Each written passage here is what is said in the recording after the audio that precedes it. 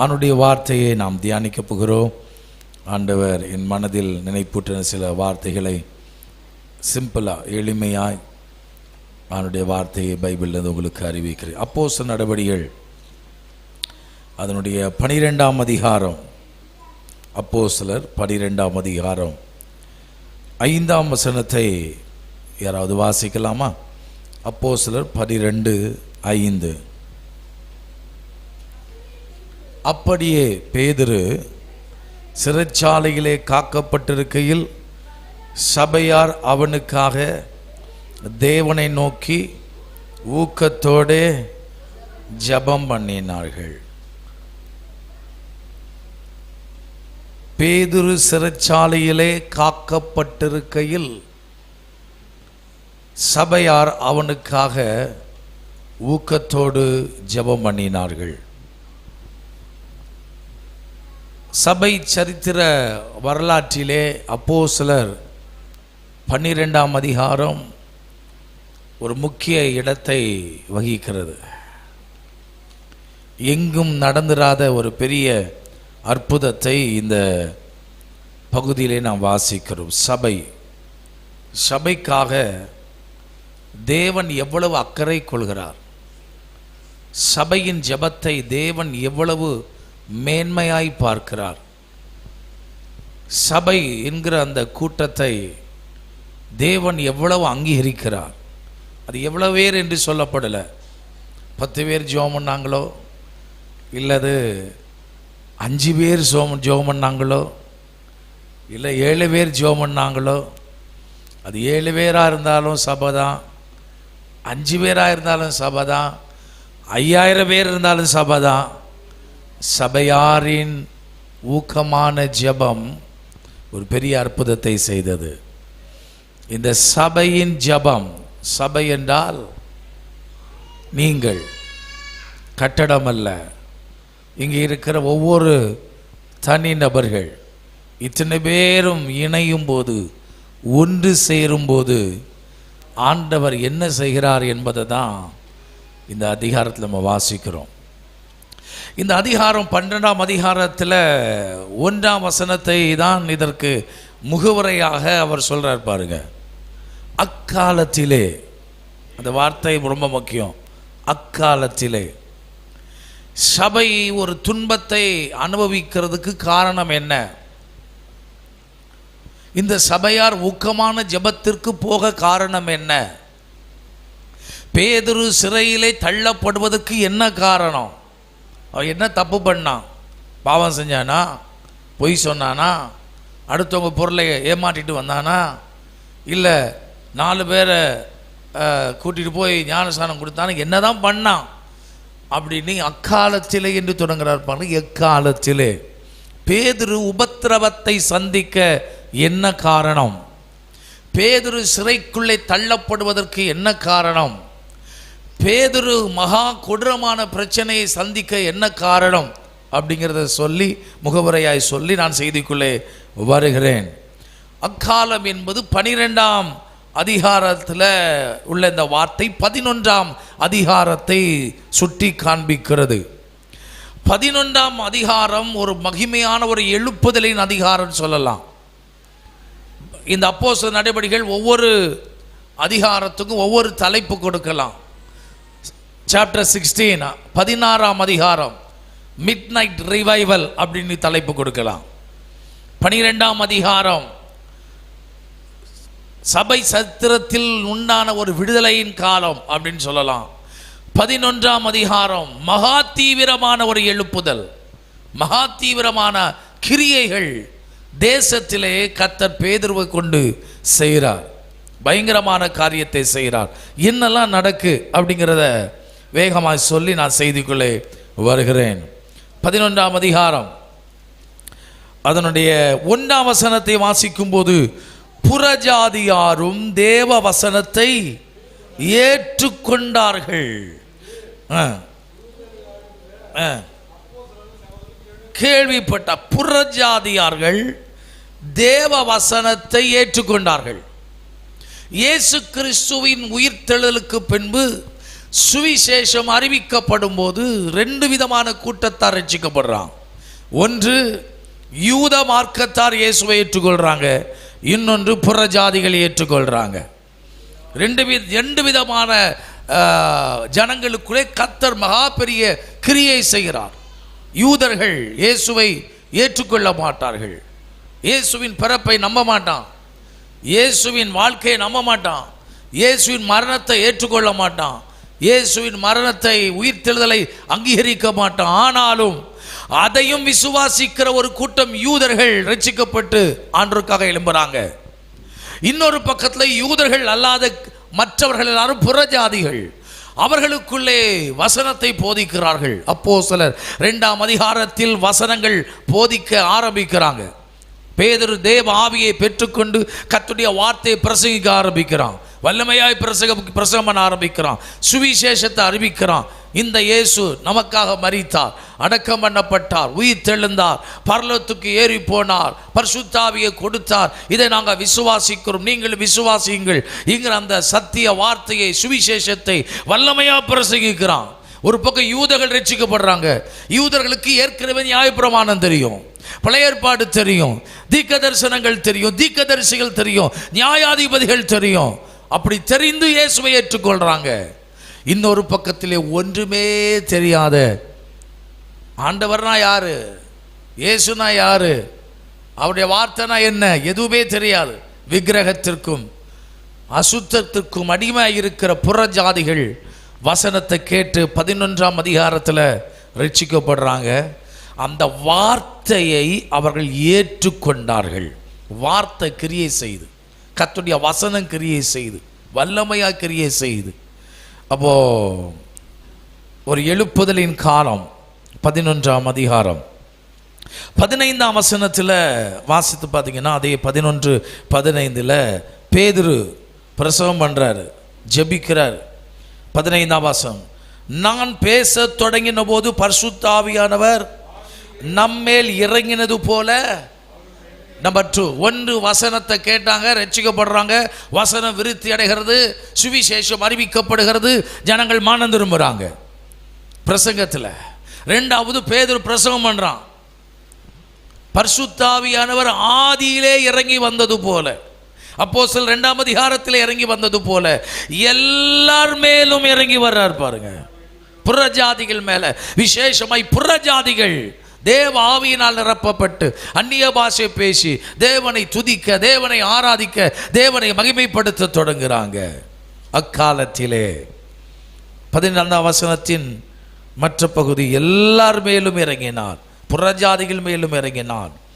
19ஆம் வசனம் ரொம்ப முக்கியமான வசனம், ஸ்தேவான் நிமித்தமாய் எழும்பின உபத்திரவத்தினாலே சிறைப்பட்டவர்கள் சுவிசேஷ வசனத்தை யூதர்களுக்கு மட்டுமன்றி மற்ற ஒவ்வொருவருக்கும் அறியாமல் பெனிக்கே நாடு, சீப்புரு தீவு, அந்தியோகியா பட்டணம் வரைக்கும் சுற்றி திரிந்தாங்க. இப்போ வசனம் ஒரு பகுதியில் பிரசங்கிக்கப்படலை, நல்லா கவனிங்க. இப்போ பல நாடுகளுக்கு, பல தேசங்களுக்கு, பல பட்டணங்களுக்கு வசனங்கள் புறப்பட்டு போகுது. மிஷினரியாக போகிறாங்க, வார்த்தையை பிரசங்கிக்கிறாங்க. அப்போது 11ஆம் அதிகாரத்தில் பயங்கரமான ஒரு எழுப்புதல், பயங்கரமான ஒரு கிரியை நடக்குது. வசனத்தை புறஜாதிகள் ஏற்றுக்கொள்கிறாங்க, பரிசுத்த ஆவியை எல்லாரும் பெற்றுக்கொள்கிறாங்க. இந்த தேவனுடைய வசனம் விருத்தி அடைந்து அநேகர் போய் சுவிசேஷத்தை பல இடங்களுக்கு போய் சொல்கிறாங்க. அப்போ ஊழிய விருத்தி உண்டாகிறது. 19ஆம் வசனத்தில், ஸ்தேவானின் நிமித்தமாய், அவனுடைய இரத்த சாட்சியின் வாழ்க்கைக்கு பிறகு வைராக்கியம் கொண்டு, நாங்கள் செத்தாலும் பரவாயில்லை, நாங்கள் சுவிசேஷத்தை அறிவிப்போம், பல இடங்களுக்கு அறிவிப்போம், வைராக்கியமாய் அந்த வார்த்தை பிரசங்கிக்கப்படுகிறது. 21ஆம் வசனம், கர்த்தருடைய கரம் அவர்களோடு கூட இருந்தது, அநேக ஜனங்கள் விசுவாசிகளாகி, ஆமா, பயங்கர எழுப்புதல். நிறைய பேர் சபைக்கு வர ஆரம்பிச்சிட்டாங்க. யாராலும் கட்டுப்படுத்த முடியல. சமுதாய கட்டு, ஊர் கட்டு, பாரம்பரிய கட்டு எதுவும் அடக்கி வைக்க முடியல. ஆவியானவர் 11ஆம் அதிகாரத்தில் பயங்கரமான ஒரு கிரியை செய்து ஜனங்களை இயேசுவை விசுவாசிக்க வைத்து சபைக்கு கொண்டு வர ஆரம்பிச்சிட்டாரு. இந்த சபை அப்படி மாறப்போகிறது. நீங்கள் ஆமேன்னு சொன்னால் அப்படியே நடக்கும். இந்த சபையில் எல்லா கட்டுகளையும் உடைத்து கர்த்தர் ஜனங்களை கொண்டு வருவார். இந்த 11ஆம் அதிகாரம் 21ஆம் வசனத்தில் சொல்லப்பட்டது போல அநேகர் விசுவாசிகளாகி கர்த்தரிடத்தில் திரும்பி வருவார்களாக. ஆமென், ஆமென். அப்போ எவ்வளோ பெரிய எழுப்புதல் நடக்கு பாருங்க. 28ஆம் வசனத்தை வாசிக்கும்போது ரொம்ப அற்புதம். அவர்களில் ஒருவனாகிய அகபு என்பவன் எழுந்து உலகமெங்கும், இப்போ தீர்க்க தரிசன ஆவிக்கிரியை செய்து முதல்ல வசனத்தில் தொடங்கி பரிசுத்தாவிடத்தில் வந்து சபை வசனங்கள் பெருகி ஜனங்களோட ரட்சிப்பு வந்து இப்போ தீர்க்கதரிசி எழும்பி தீர்க்க தரிசனம் சொல்கிறான். கொடிய பஞ்சம் வருது அப்படிங்கிற அது அப்படியே நடக்கு, அது அப்படியே நடக்கு, அப்படியே உண்டாயிற்று. 29ஆம் 30ஆம் வசனம். அப்பொழுது சீஷரில் அவரவர் தங்கள் தங்கள் திராணிக்கு தக்கதாக யூதேயாவில் குடியிருக்கிற சகோதரருக்கு உதவியாக பணம் சேகரித்து அனுப்ப வேண்டும் என்று தீர்மானம் பண்ணி மிஷினரி அனுப்புகிறாங்க. சர்ச்சில் அனௌன்ஸ் பண்ணி வசனத்தை விருத்தி அடைவதற்கு, எல்லா பகுதியும் சுவிசேஷம் அறிவிக்கப்படுவதற்கு பணத்தெல்லாம் வசூல் பண்ணி பயங்கரமான எழுப்புதல். அதை தான் சொல்கிறாரு 12ஆம் அதிகாரத்தில். அக்காலத்திலே ஒரு பெரிய எழுப்புதல் வந்துட்டுருக்கிற நேரம், ஒரு பெரிய அறுவடை நடந்துட்டுருக்கிற நேரம், பயங்கரமாய் ஆண்டவர் ஊழியத்தில் கிரியை செஞ்சிட்ருக்கிற நேரம், ஜனங்கள் சபைக்கு ரட்சிக்கப்பட்டு வந்துட்டுருக்கிறாங்க, ஜனங்கள் இயேசுவை ஏற்றுக்கொண்டுட்டு இருக்கிறாங்க, ஞான ஸ்நானம் எடுக்கிறாங்க, பரிசுத்த ஆவியை பெறுகிறாங்க, ஊழியத்துக்கு ஒப்பு கொடுக்குறாங்க, பல இடங்களுக்கு போய் ஊழியம் செய்கிறாங்க. அக்காலத்திலே அப்படிப்பட்ட எழுப்புதல் நடந்து கொண்டிருக்கும் போது ஏரோதுக்கு பயங்கரமான வைராக்கியம் வந்தது. இப்படி விட்டா பயங்கர எழுப்புதல் வந்துடும், உலகமே இயேசுவண்டை வந்துடும், உலகம் முழுவதும் பரிசுத்த ஆவியார் ஊற்றப்பட்டுருவார்.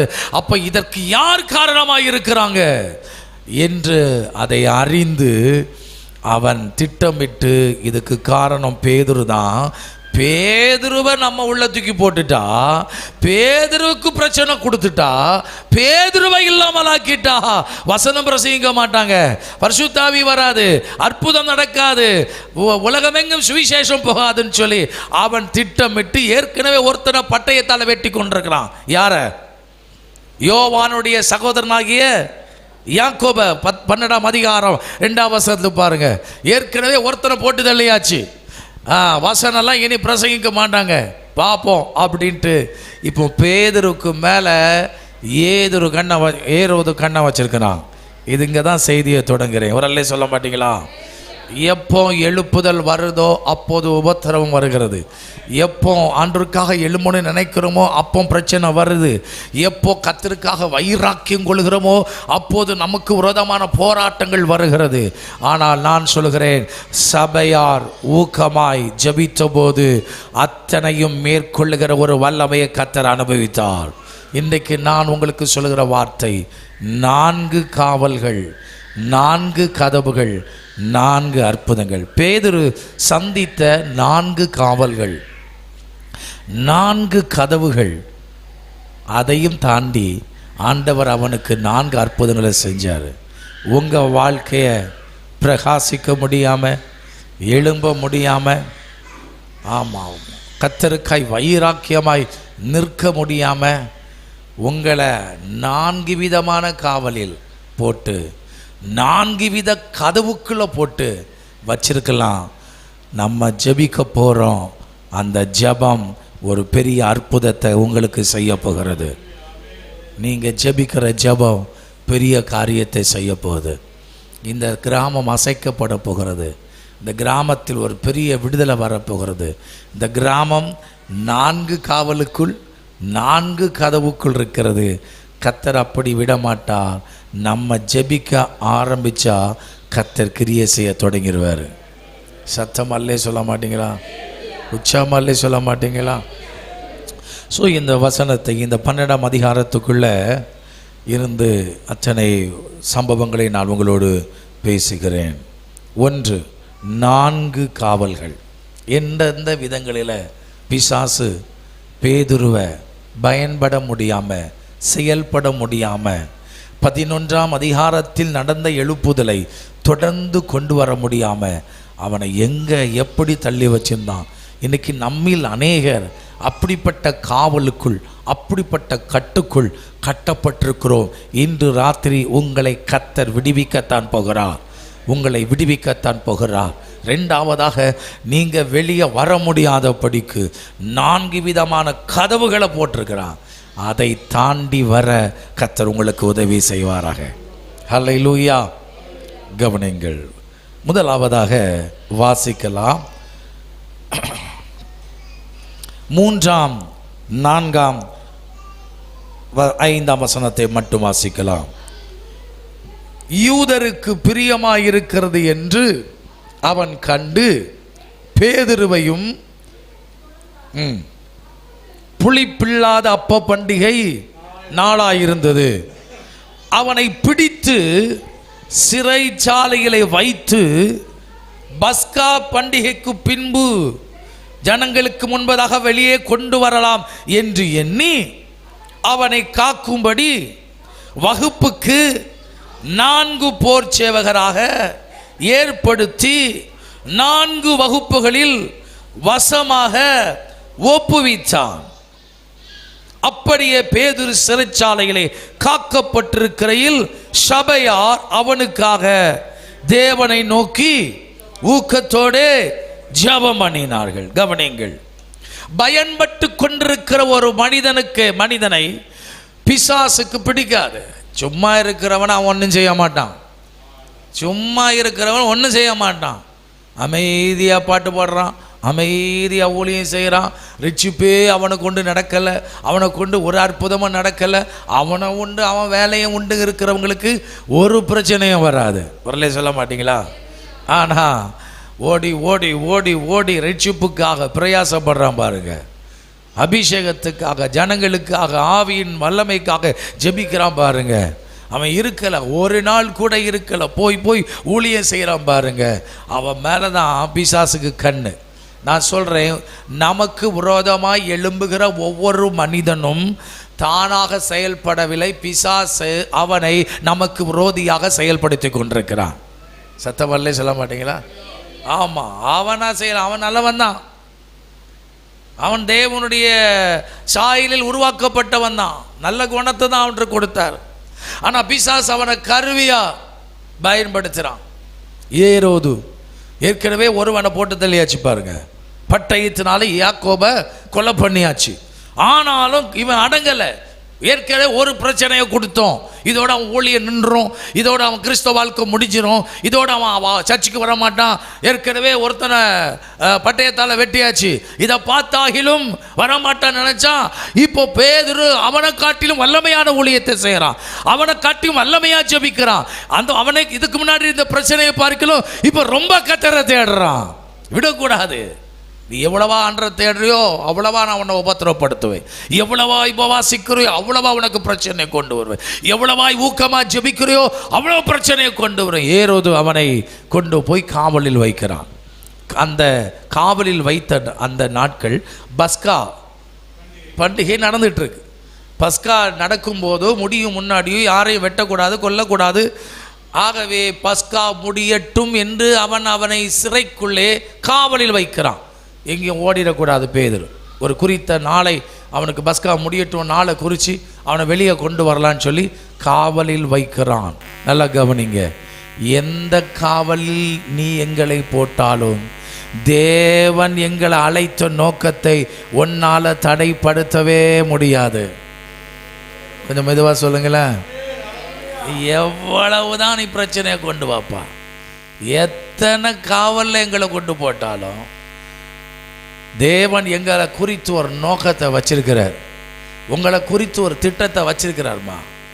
வியாதிங்கிற காவலில் போடலாம், பிரச்சனைங்கிற காவலில் போட்டுக்கலாம் பிசாசு, குடும்ப பிரச்சனைங்கிற காவலில் தூக்கி போடுவான், அவமானம் நிந்தை என்கிற காவலில் தூக்கி போடலாம். போட்டுக்க, கர்த்தர் எனக்கு குறித்ததை அவர் நிறைவேற்றுவாரா என்று நீ நிர்ணயித்தது எனக்கு நடக்காது. எத்தனை பேர் ஆமே சொல்கிறீங்க?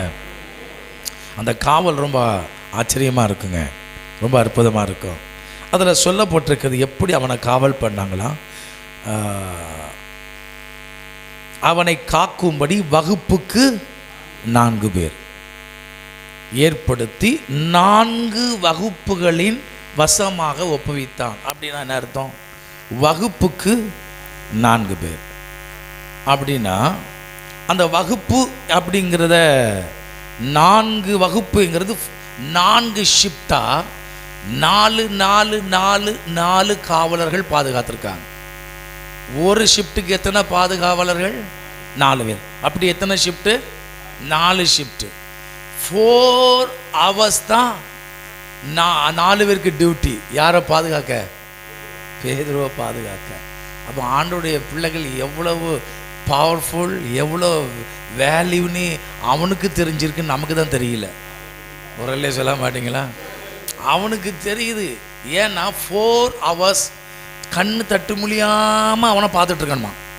அதில் ரொம்ப ஹிஸ்ட்ரியில் நீங்கள் உள்ளே போய் பார்த்தீங்கன்னா அந்த 4 ஷிஃப்ட் இருக்கா பாருங்க.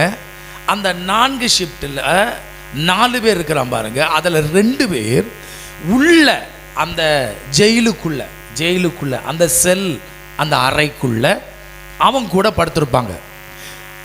படுத்துட்டு அந்த வலது பக்கம் படுத்திருக்கிற காவலர் தன் கையிலே ஒரு சங்கிலியை கட்டி அவனுடைய ஒரு கையில் கட்டியிருக்கணுமா.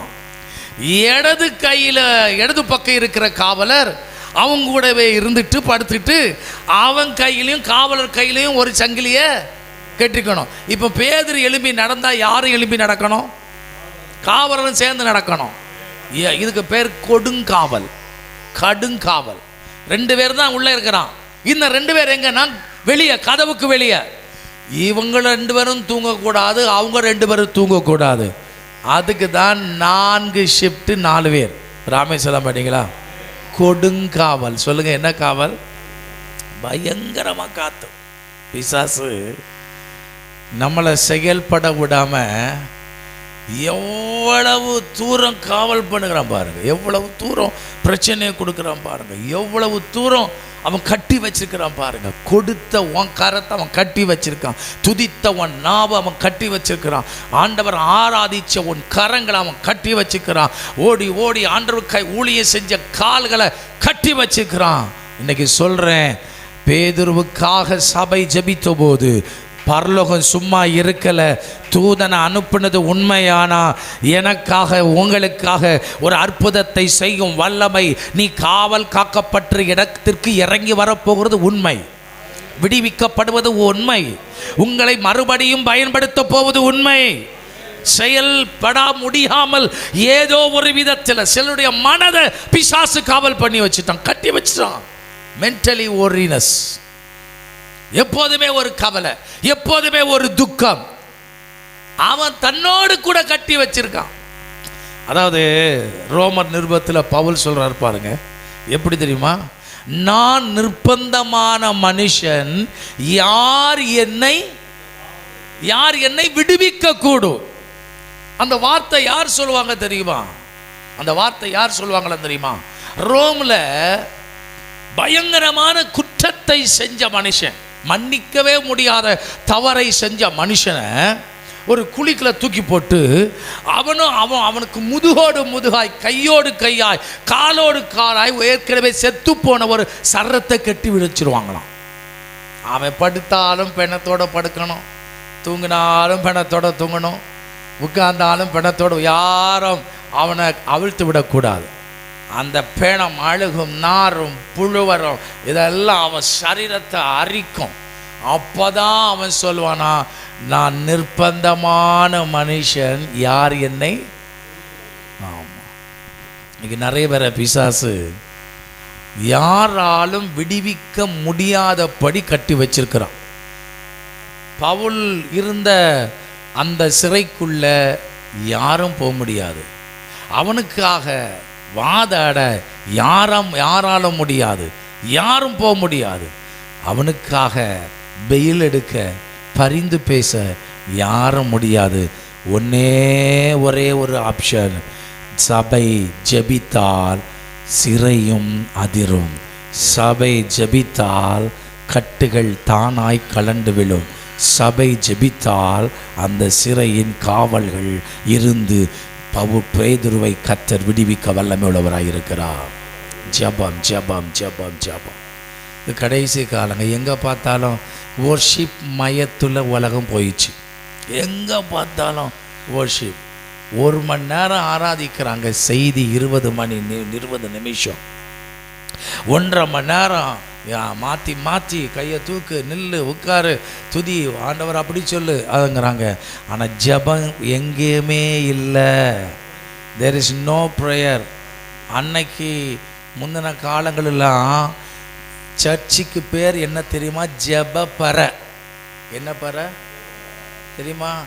எங்கள் சர்ச்சுக்கு வரணும், அங்கே ஒரு ஜெபப்பறை உண்டு. எங்கள் அம்மாவை எப்படி சொல்லுவாங்க? ஜெபப்புற பாட்டி. எங்கள் அப்பாவை ஜெபப்புற ஐயா. அப்படி தான் தேடி வருவாங்க ஜெபம் பண்ணுறதுக்கு. அன்னைக்கு ஜெபிக்கிற ஒரு பெறைனா என்னது? ஷெட்டு, கூடார். அதுக்கு அடுத்த ஸ்டெப் என்ன வந்துச்சு? இல்லை, ஜெப வீடு. அடுத்து என்ன வந்துச்சு? ஜெப வீடு வந்துச்சு. அதுக்கப்புறம் என்ன வந்துச்சு? இப்போ வொர்ஷிப் சென்டர், நிலையம். சென்டர் ஆகி போச்சு. சென்டர், வா, கையா தூக்கு, நல்லா ஆட்டு, நல்லா பாடு, நல்லா தோத்திரம் சொல்லு, போயினே இரு, போ. எக்ஸசைஸ் சொல்ல மாட்டீங்களா? தெர் இஸ் நோ ப்ரேயர்ப்பா. அந்த காலங்களில் படிப்பறிவு இல்லை, ஜெபம் இருந்துச்சு. இப்போ எல்லா இசையும் தூக்கி போட்டு ஒரே ஆராதனை. நான் சொல்கிறேன், சபைனா ஜெபம். ஜெபிக்கிற இடம் தான் சபை. சபை தான் அற்புதத்தை செய்யும், ஜெபம் தான் அற்புதத்தை செய்யும். சபையையும் ஜெபத்தையும் பிரிக்க முடியவே முடியாது. அது ஜெபத்திற்கு அவ்வளோ வல்லமை இருக்கு. ஜெபத்துக்கு அவ்வளோ வல்லமை இருக்கு. நீ ஜெபமணிப்பா. உன் வாழ்க்கையில் இதுவரைக்கும் ஒரு அற்புதம் நடக்காமல் இருக்கலாம். ஒருவேளை ஒரு குழந்தை பாக்கியம் இல்லாமல் இருக்கலாம், ஒருவேளை ஒரு வேலை இல்லாமல் இருக்கலாம், ஒருவேளை ஒரு ஃபெயிலியர்ஸ், ஒரு தோல்வியில் இருக்கலாம், ஒருவேளை நீ கைவிடப்பட்ட நிலைமையில் இருக்கலாம். இன்று ராத்திரி கர்த்தர் சொல்றார், உன்னை விடுவிப்பதற்கு ஒரே ஒரு வழி. யாரால முடியாது, மருத்துவரால முடியாது, வக்கீலால முடியாது, பணத்தால முடியாது. ஒரே ஒரு வழி. சபை ஊக்கமாய் ஜெபித்தது, அற்புதம் நடந்தது. இதுவரை நடக்காத அற்புதம் உனக்கு நடக்கணுமா? ஜெபிக்க தொடங்குங்கள். இந்த கடைசி காலத்தில் பிசாசு ஜனங்களை ஜெபிக்க விடாம மாய்மாலமான ஒரு மொபைல் ஃபோனை கையில் கொடுத்து யூடியூப்பை பாரு, பிரசங்கத்தை பாரு, ஆராதனையை பாரு, சினிமா பார்க்குற மாதிரி பாரு. ஒரு காலத்தில் முழங்காலில் நின்ற சபை, ஒரு காலத்தில் இரவெல்லாம் விழிப்பு ஜெபம் நடத்தின சபை. ஒரு அல்லே சொல்ல மாட்டீங்களா? யாமா, ஒரு காலத்தில் விழிப்பு ஜெபம் சபையில் இருந்துச்சுங்க. அப்படி இருக்குங்க, அப்படி வல்லமை ஆண்டு கிரியை செய்வாருங்க. ஆனால் இன்னைக்கு ஜெபம் இல்லை. எங்கே பார்த்தாலும் என்னதான் இருக்கு? ஓஷிப் தேவை. ஆராதனை முக்கியம்தான். ஆனால் ஆராதனையை விட ஜெப வாழ்க்கையை தான் இயேசு கற்றுக் கொடுத்தார். இயேசு ஊழியத்தில் முதல்ல கற்றுக் கொடுத்தது ஜெபம்.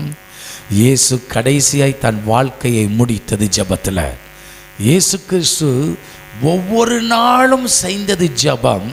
தேவாலயத்திற்கு போனது ஜெபிக்க, வனாந்தரத்துக்கு போனது ஜெபிக்க, கடற்கரைக்கு போனது ஜெபிக்க, மலைக்கு போனது ஜெபிக்க. அவர் எங்கே போனாலும் ஜெபம் தான் போனார். ஐயா, இன்றைக்கு சபை ஜெபிக்கிறதாய், சபையாகிய நீங்கள் உங்கள் வாழ்க்கையை ஜெபிக்கிற இன்று இரவு ஒரு ஜெப ஆவி, ஒரு ஜெப அபிஷேகம், ஜெபத்தை குறித்த ஒரு தெளிவு, ஒரு ஜெபத்தின் வல்லமை, ஜெபத்தின் அதிகாரத்தை நீங்கள் புரிஞ்சுக்கிட்டீங்கன்னா உங்களை 4 விதமான காவலில் இருந்து கர்த்தர் உங்களை விடுவிக்க வல்லமை உள்ளவராய் இருக்கிறார். அல்லேலூயா. 4 வகுப்புகள், 4 பேர், 4 ஷிஃப்டையும் க்ளோஸ் பண்ணிட்டார். ஒரு ராத்திரியில், ஒரு நொடியில். தோத்தர் ஜெபம். மனுஷன் போக முடியாத இடத்திற்குள் ஜெபம் போகும். ஆமே, அந்த ஜெயிலுக்குள்ளே யாரும் போக முடியாது. ஆனால் ஜெபம் தூதனை உள்ளே பிரவேசிக்க வைக்கிறது. கவனிங்க, நம்முடைய தேவன் எவ்வளவு நல்லவர் பார்த்தீங்களா? ஹல்லேலூயா. 4 காவல்கள், 4 காவல்கள். 2வது 4 கதவுகள். சொல்லுங்க, 4 கதவு. பைபிளில் இருக்கு பாருங்க, 4 கதவு. 1 அவன் இருந்த அந்த அந்த 6ஆம் வசனம், ஏரோது அவனை வெளியே கொண்டு வரும்படி குறித்த நாளுக்கு முந்தின நாள் ராத்திரியிலே பேதுரு 2 சங்கிலிகளால் கட்டப்பட்டு 2 சேவகர் நடுவே நித்திரை பண்ணி கொண்டிருந்தான். நான் ஏற்கனவே சொல்லிட்டேன் இல்லையா? காவற்காரரும் அந்த அந்த கதவுக்கு முன்னிருந்த சிறைச்சாலையை காத்து கொண்டிருந்தார்கள். அப்போ 2 பேர் அவங்க கூட படுத்திருக்கிறான், அவங்க கூட சங்கிலியை கட்டி வச்சுக்கிறான். 2 பேர் எங்கே இருக்கிறான்? கதவுக்கு முன்னாடி இருக்கிறான். கவனிங்க. அப்போ இதுதான் முதல் கதவு. இந்த கதவை திறக்க யாராலும் முடியாது. ஃபர்ஸ்ட் டோர், முதல் காவல். முதல் காவல் அதை திறக்கணும்னா யார் தான் திறக்க? அவங்க கூட சங்கிலியில் கட்டப்பட்டிருக்கிறவங்க போய் திறந்தாதான் திறக்க முடியும். திறக்கவே மாட்டாங்க, திறக்கவே மாட்டாங்க. நான் இப்போ சொல்கிறேன், யாராலும் திறக்க முடியாத முதல் காவல் தானாக திறக்கிறது. சத்தமல்ல சொல்ல மாட்டீங்களா? ஜெபத்திற்கு எவ்வளோ வல்லமை இருக்கு பாருங்க. ஜெபத்துக்கு எவ்வளோ. அந்த கதவு திறக்கிறது யாருக்கு தெரியாது? காவல்காரங்களுக்கு தெரியாது. அது எப்படி திறக்கு, அது எந்த விதத்தில் திறக்கு, அது என்ன வல்லமையில் திறக்கு, அது யார் வந்து திறக்கிறா அவங்களுக்கு தெரியாது. பைபிளில் சொல்லப்பட்டிருக்கு, அவருடைய தூதன் அங்கே வந்து நின்றான், அறையிலே வெளிச்சம் பிரகாசித்தது, அவன் பேதுருவை விழாவிலே தட்டி சீக்கிரமாக எழுந்திரு என்று அவனை எழுப்பினான். உடனே சங்கிலிகள் அவன் கையிலிருந்து விழுந்தது. அவுத்தே விடற, அவுத்து விடனா யார் விடணும்? கட்டினவன் தானே விடணும். இப்போ தானாய் கர்த்தர் அதை விழ பயணுகிறார். முதல் கதவு, இந்த முதல் கதவு, முதல் கதவு. இன்று ராத்திரி ஒரு அற்புதத்தை நீங்கள் பார்க்குறீங்க.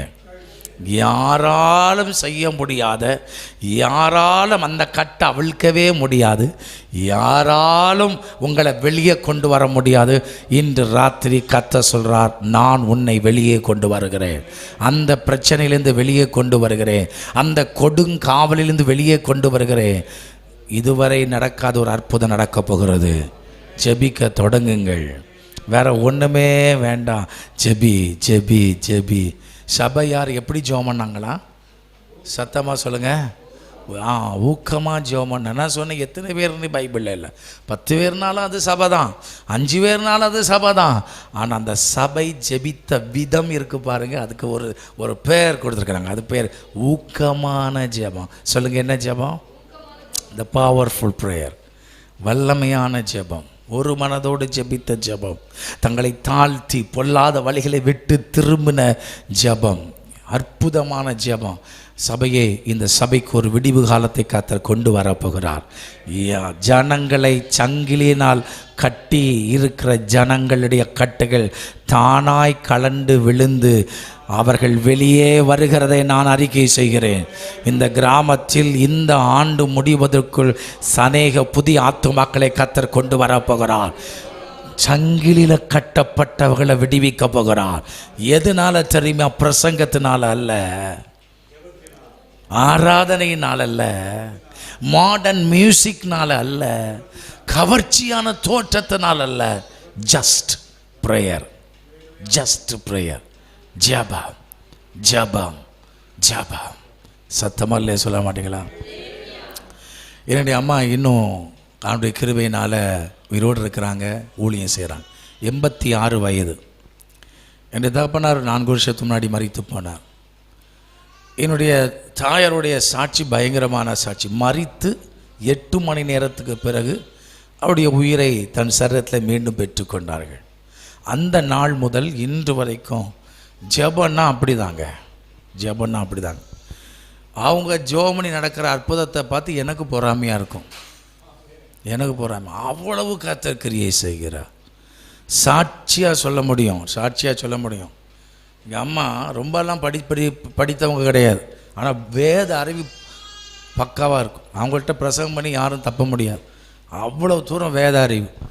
அந்த காலத்தில் ஐபிசி உன்னதமான தலைவர் கைக்குள்ளே இருந்து படித்தவங்க. அவங்களுடைய ஜெபம் மணி நேரத்தை சொன்ன கணக்கே கிடையாது. இப்போ மணி எத்தனாச்சு? 9 போகுது. அவங்க ஃபோன் நம்பரை தரேன், ஃபோன் பண்ணுங்கள், ஃபோன் எங்கேஜாக இருக்கும். 86 வயசு. போன வாரம் ஸ்லிப்பாகி கீழே விழுந்து காலில் ஒரு சின்ன பிரச்சனை ஆச்சு, நடக்க முடியல, பெட்டில் இருக்காங்க. ஆண்டவர் கிருபையினால் இன்றைக்கி அதை அவுத்து நான் கட்டி பார்க்கும்போது கதை நல்ல சுகத்தை கொடுத்துட்டாரு.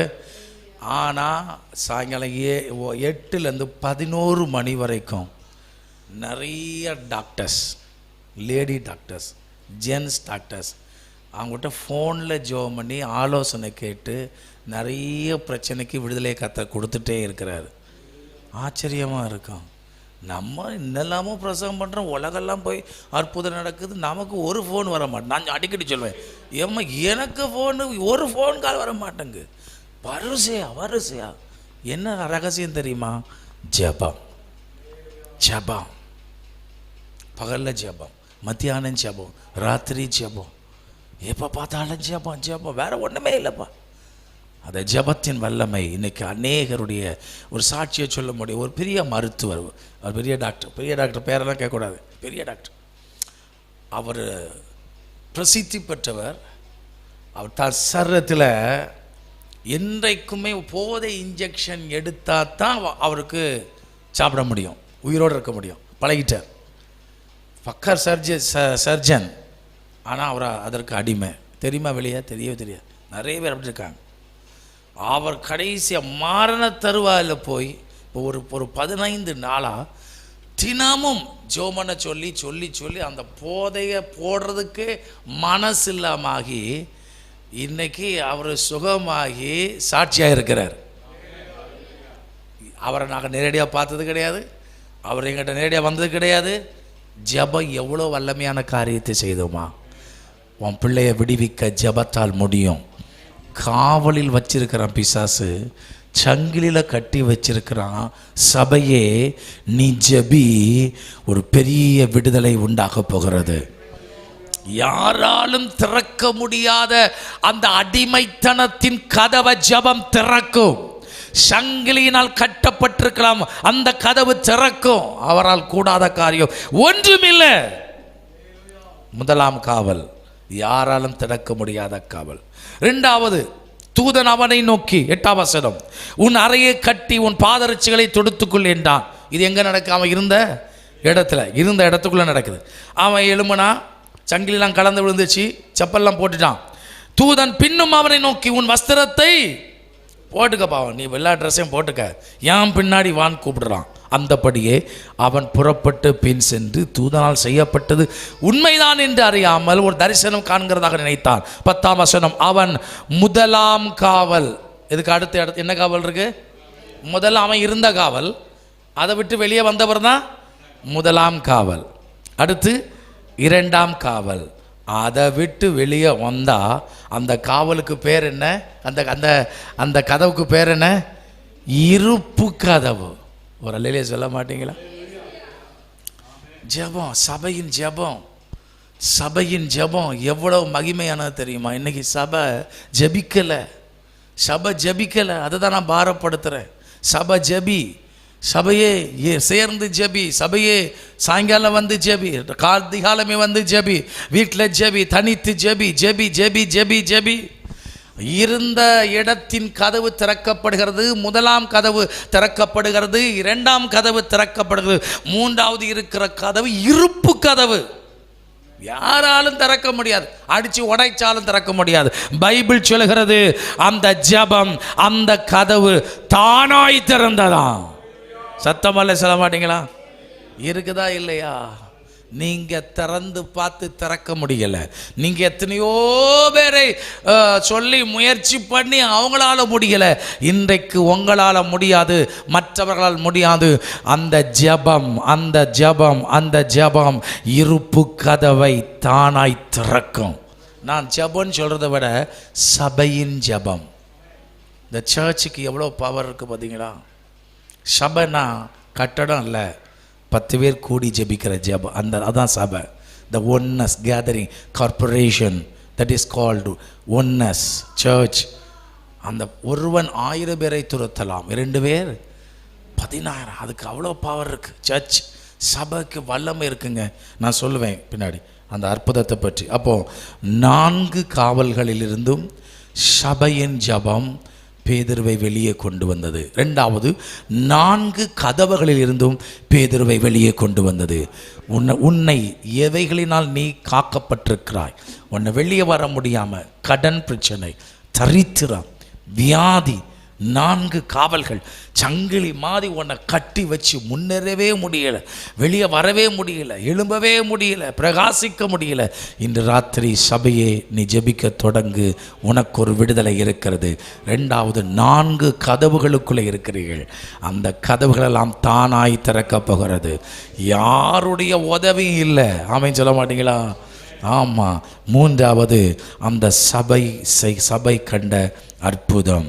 கர்த்தருக்கு ஸ்தோத்திரம். 4 அற்புதம், 4 அற்புதம்.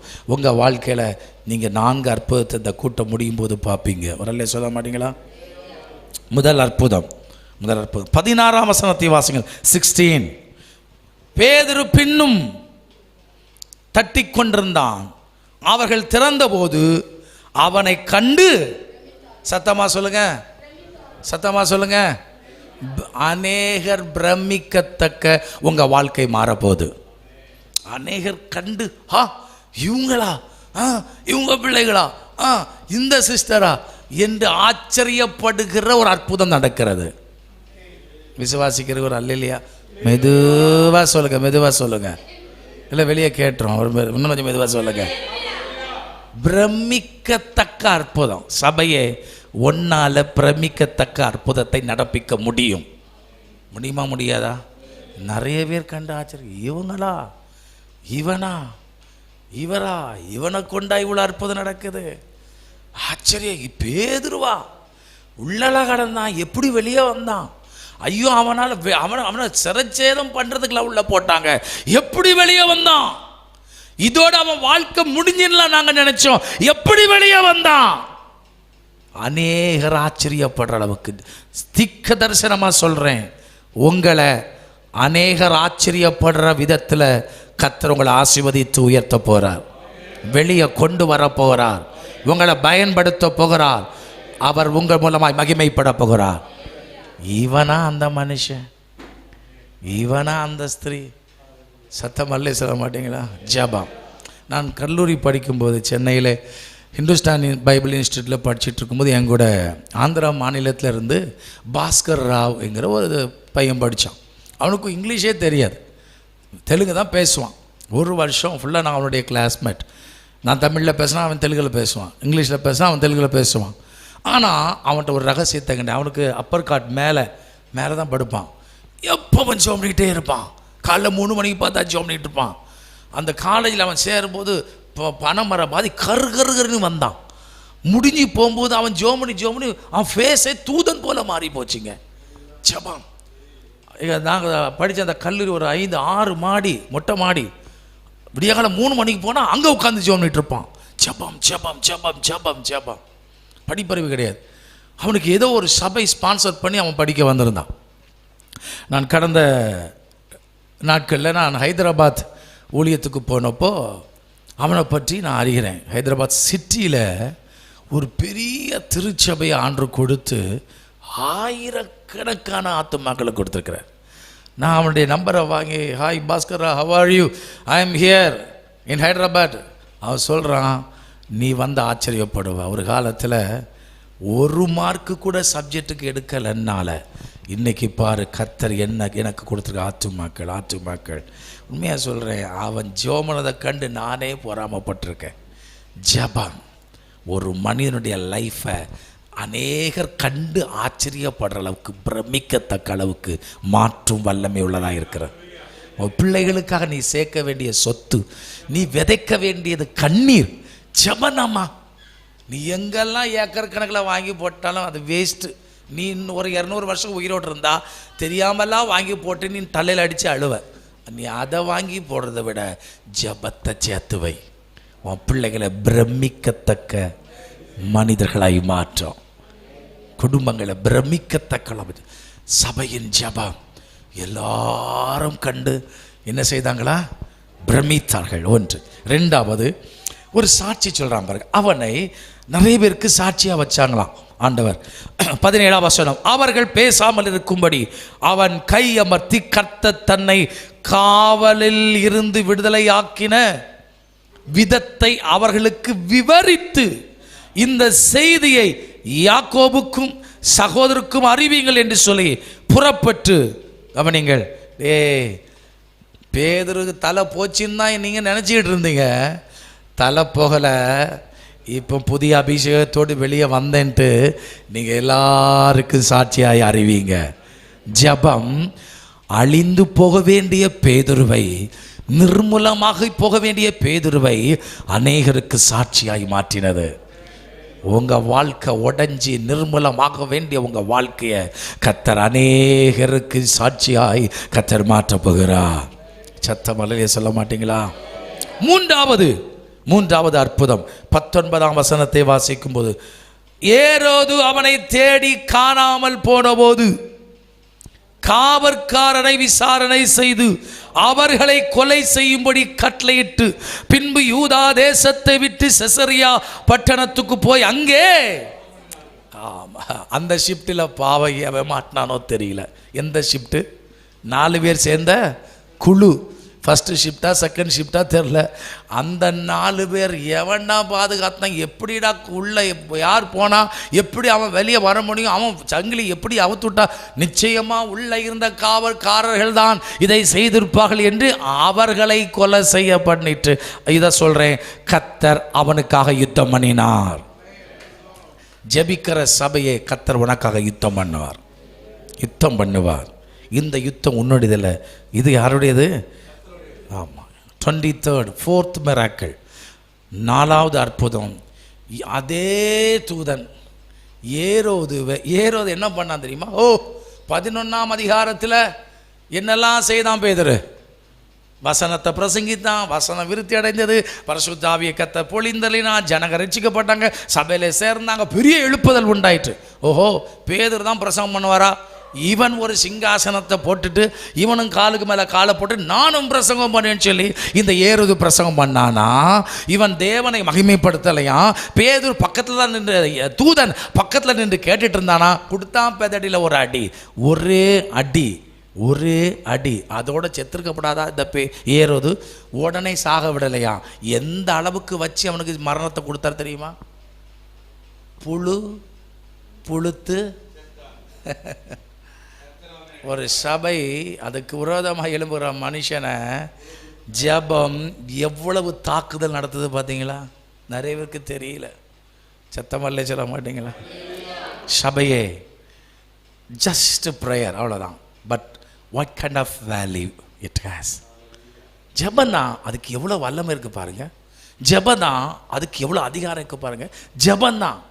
ஜபந்தானே அற்பமாக நினச்சிடாங்க, ஜபமா நினச்சிடாங்க. அது வல்லமை உள்ளது, அது அதிகாரம் உள்ளது, அது ஒரு யுத்த வல்லமை நிறைந்தது, அது ஒரு அம்பு மாதிரி, அது தூதனே இறக்கும், அது தேவ வல்லமே இறக்கும், அது விட்டா அக்னியே வானத்திலிருந்து கொண்டு வரும். சத்தமல்ல சொல்ல மாட்டீங்களா? அது ஜபமா பயங்கரங்க. ஜபிக்க தொடங்குங்கள், ஜபிக்க ஆரம்பியுங்கள். பிரசங்கத்தை கேட்கறத நிறுத்திட்டு ஜெபிக்க தொடங்குங்க. பிரசங்கத்தை போட்டு தள்ளி விட்டுட்டு இருக்கிறத விட ஜெபிக்க தொடங்கி பாருங்கள். வரல சொல்லுங்களேன். ஆண்டவர் கொஞ்ச நாளாக ரொம்ப அதை தான் எங்களுக்கு கற்றுக் கொடுக்குறாரு. நாங்கள் அதை பண்ணுறோம். பிரசங்கம் பண்ண முன்னாடி 1 மணி நேரம் அந்நிய பாஷை பேசாமல் மேடையில் ஏறதே கிடையாது. சொல்ல மாட்டிங்களா? நான் அதை ருசிக்கிறேன். எவ்வளவு தான் ப்ரிப்பேர் பண்ணாலும் எல்லாத்தையும் மூடி போட்டுட்டு கடைசியாக 1 மணி நேரம் ஆவியில் நிரம்பி ஜெபம் பண்ணி அந்நிய பாஷை பேசி அந்த மைக்கை பிடிச்சா கர்த்தர் அவ்வளோ வெளிப்படுறார். கர்த்தர் அவ்வளோ கிரியை செய்கிறார், அவ்வளோ வல்லமை வெளிப்படுதுங்க. இந்த கடைசி காலத்தில் சபைக்கு தேவை ஜபம். வேற ஒன்றும் தேவையில்லப்பா, வேற ஒன்றும் ஆண்டு கேட்கல. ஜெபிக்க தான் கர்த்தர் பயிற்சி கொடுத்தார், ஜெபிக்க தான் கற்றுக் கொடுத்தார், ஜெபிக்க தான் பழகி கொடுத்தார். ஜெபத்தை தான் திரும்ப திரும்ப பேசுகிறார். அதைத்தான் பவுலும் சொல்கிறார், அதைத்தான் பேதுரும் சொல்கிறார், அதைத்தான் நானும் சொல்கிறேன். இந்த கடைசி காலத்தில் அது இல்லைப்பா. சபையில் எல்லாம் இருக்குது. கட்டடம் இருக்குது, பெயிண்ட் இருக்குது, வசனம் இருக்குது, கேமரா இருக்குது, ஸ்பீக்கர் இருக்குது, கீபோர்டு இருக்குது, ஒர்ஷிப் லீடர் அவர் அப்படியே வைப்ரேஷனில் பாடுற எல்லாம் நல்லா தான் இருக்குது. ஆனந்த் பிரதர் நல்லா பாடுறாரு. ஆனால் என்ன தான் இல்லைங்க, அது சொன்னேன், ஒரு காலத்தில் ஜெபப்பறையாக இருந்துச்சு, அப்புறம் ஜெப வீடாக இருந்துச்சு, இப்போ சென்டர் ஆயிட்டு. வர்ஷிப் சென்டர், வர்ஷிப் நிலையம். ஜெபிங்க பிரியமானவர்களே. நிச்சயமாக சொல்கிறேன், 4 காவல் 4 கதவு. கர்த்தர் இந்த 2ஐயும் மாற்றி 4 அற்புதங்களை பெற்றவர்களாய் உங்களை நிறுத்த அவர் வல்லமை உள்ளவராக இருக்கிறார். சபைக்கு எவ்வளோ வல்லமை இருக்குது. 4 வார்த்தை சொல்கிறேன். ஒருவன் வியாதிப்பட்டால் சபையின் மூப்பரை அழைத்து எண்ணெய் பூசி அவ ஜபி. சபைக்கு ஹீலிங் பவர் இருக்குது. சபைக்கு என்ன இருக்குது சொல்லுங்கள்? சுகமாக்கும் சக்தி இருக்குது. 2, சபை, church is related to Christ. Paul சபையை துன்பப்படுத்த போறான். ஆண்டவர் என்ன சொல்ற தெரியுமா? நீ சபையை துன்பப்படுத்துகிற, நீ துன்பப்படுத்துகிற கிறிஸ்து. சபைங்கிறது கிரைஸ்ட். அவர் சபைக்கு தலையா இருக்கிறாரு. அவர் தான் சபை. அல்ல சொல்ல மாட்டீங்களா? நம்ம ஒரு ஃபிங்கரை ஒட்டிக்கிட்டோம், அவ்வளவுதான். the valley of the church. சபை என்ன தெரியுமா? மனவாட்டி. இங்க கொண்டு வந்து உங்களை உட்கார வச்சு பாட வச்சு ஆட வச்சு என்ன கிடைக்குது? உங்களை வருகைக்காக உங்களை டெக்கரேட் பண்ற இடம் தான் சபை. அலங்கரிக்கணும் மனவாட்டியா. உங்களை ஜெபத்தால் அலங்கரிக்கணும், பரிசுத்தத்தால் அலங்கரிக்கணும், கிருபையினால் அலங்கரிக்கணும், வரங்களினால் அலங்கரிக்கணும். அப்பதான் அவர் சொல்வார், என் மனவாட்டியே. அல்லேலூயா. அப்ப சபைங்கிறது என்னது? சுகமாக்கும் வல்லமை உடையது. சபை என்பது கிரைஸ்ட் இட்செல்ஃப், த சர்ச். இயேசுக்குள்ள என்னெல்லாம் இருக்கும் எல்லா சபைக்கு அந்த வல்லமை இருக்கு. 3வது சபை மனவாட்டி. சர்ச்சை பற்றி நான் டீச் பண்ணும்போது சொல்லுவேன், search is a service centre. இது ஒரு சர்வீஸ் நிலையங்க. ஆமாம், இது ஒரு பியூட்டி பார்லர். உங்களை அழகுபடுத்துறது தான் சபையை கொடுத்துக்கிறார். பரிசுத்தத்தால் அழகுபடுத்தணும், வல்லமையினால், கிருபையினால், வரங்களினால், ஜெபத்தால், வார்த்தையினால் உங்களை அழகுபடுத்தணும். கடைசியாக சொல்கிறேன், சர்ச் என்ன தெரியுமா? அவர் சபைக்கு மேய்ப்பராக இருக்கிறார். சபை என்பது ஒரு மந்தை. அந்த மந்தைக்கு அவர் மேய்ப்பனாக இருந்தால் அவர் முழு கேர் வச்சிருக்கிறாரு. அந்த சபைக்கு வா, இங்கே தான் ஏன் உனக்கு பாதுகாப்பு இருக்குது, இங்கே தான் ஏன் பராமரிப்பு இருக்குது, இங்கே தான் ஏன் மேய்ச்சல் உள்ள இடத்துல உன்னை மேய்ப்பா, அம்மந்த தண்ணீரண்டில் நடத்துவா. ஆகவே சபையே, நீ ஜெபிக்கிற ஜெபம், மனவாட்டியாகிய நீ, ஆமாம் மந்தையாகிய நீ ஜெபிக்கிற ஜெபம் பயங்கர வல்லமை உள்ளது. 4 காவலை விட்டு வெளியே கொண்டு வரும், 4 கதவுகளை விட்டு வெளியே கொண்டு வரும், 4 அற்புதங்களை ஜெபம் நடப்பித்து கொண்டே இருக்கும். பிரமிக்கத்தக்க வைப்பார், உங்களை சாட்சியாய் மாற்றுவார், உங்களுக்காய் கர்த்தர் யுத்தம் பண்ணுவார், உங்களுக்கு விரோதமாய் எழும்பினவனை கர்த்தர் பார்த்து கொள்ளுவார். சர்ச்சுக்கு அவ்வளோ வல்லமை இருக்குது, ஜெபத்துக்கு அவ்வளோ வல்லமை இருக்குது, ஜெபத்துக்கு அவ்வளோ வல்லமை இருக்குது, ஜெபத்துக்கு அவ்வளோ வல்லமை இருக்குது. உங்களை கைவிடவே மாட்டார். பாஸ்டர் ராஜன் அவர்களை கர்த்தர் கைவிடவே மாட்டார். அவர் உள்ளத்தில் எவ்வளோ ஊழியத்தை பற்றி ஏக்கம் இருக்குன்னு எனக்கு தெரியும். அவரை பார்க்கும்போதெல்லாம் எனக்கு ஒரு பேஷன் வரும். அவர் எவ்வளோ கஷ்டப்பட்டார், எவ்வளோ வேதனைப்பட்டார். இன்னும் கர்த்தர் உங்கள் சந்ததிகளை கர்த்தர் வல்லமையை பயன்படுத்த ஒரு காலம் ரொம்ப சமீபத்தில் இருக்கிறது. உங்களை அழைத்த நோக்கத்தை கர்த்தர் உங்களுக்கு நிறைவேற்றுவார். ஒன்றே ஒன்று, ஜெபம் பண்ணால் போதும், வேறு ஒன்றுமே செய்யண்டாம். Prayer can changes anything. ஜெபம் எதையும் மாற்றும் வல்லமை உள்ளது. ஜெபிப்போமா? எழும்பி நிற்போம், ஆண்டவரை நோக்கி பார்ப்போம். 4 காவல், 4 கதவுகள், 4 அற்புதம். ஜீசஸ், ஜீசஸ், ஹல்லேலூயா. ஆண்டவர்ட்ட அர்ப்பணிங்க. ஆண்டவரே, இந்த கிருபை எனக்கு தாரம்பா. இங்கே நீங்கள் பேசின இந்த வார்த்தை உண்மை, சத்தியம், மாறாதது. இந்த வார்த்தைக்கு நான் என்னை ஒப்பு கொடுக்கிறேன். ஆண்டவரே, என்னை அர்ப்பணிக்கிறேன்.